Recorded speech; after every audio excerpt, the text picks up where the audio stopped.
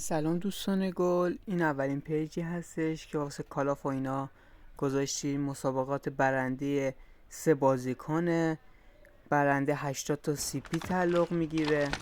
یکم داشتمانمون مشکل داشتی که سریع بازی پرید بیرون و دوباره اومد. چون ویدیو طولانی نشه ویدیو یکم کوتاه کردیم.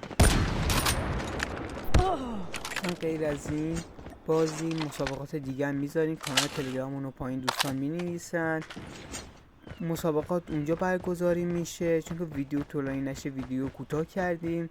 مسابقه سر 80 تا سی پی، برنده هر کی تونست ماهانو بزنه برنده میشه. این تیری هم که زد منطقی نبود، به خاطر همین کوتاه کردم که شما ببینین. آخرین مسابقه بهترین مسابقه است، 100% آخرین رو ببینید چون ادعای زیادی داشت دوستمون. ببینید چه جوری باخت میده.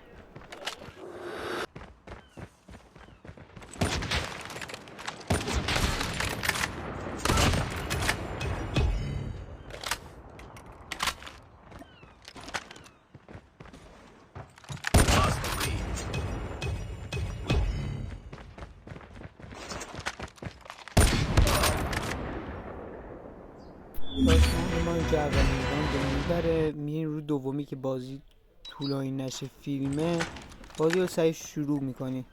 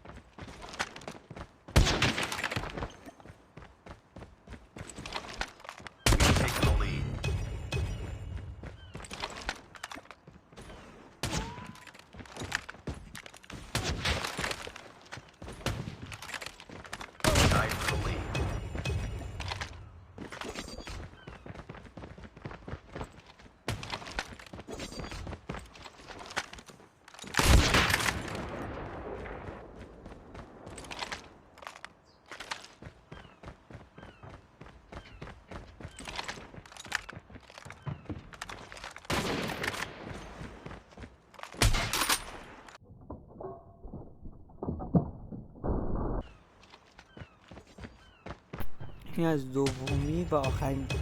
اینجا با همون کسی که گفتم مسابقه میده. اصلا ببینیم مسابقه همین الان شروع شد، ببین چه ادعایی داشت. حد اسنایپ خودش اسنایپر قشنگه. ببینین اینجا، ببینین چند به چند میشن. این همه ادعا داشت.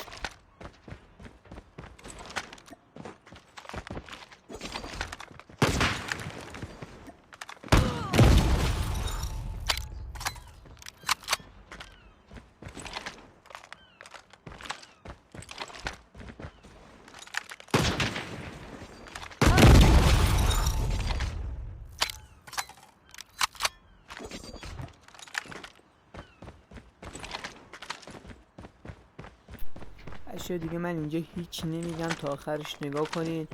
یه خودتون میدونین برنده کیه. آخر بازی هم انتقال سی پی هستش. سی پی 80 تا سی پی رو نخواست و گفت من این چیز جدیده رو بزن که 240 تاست هر روز میده. بهش جاشمان گلمون زدیم. برنده مسابقات هم که میدونید. دوستان اینجا گفتیم بذار یه آهنگ مشتی هم بذاریم که قشنگ بازی رو خوب نگاه کنین، حالش رو ببرید.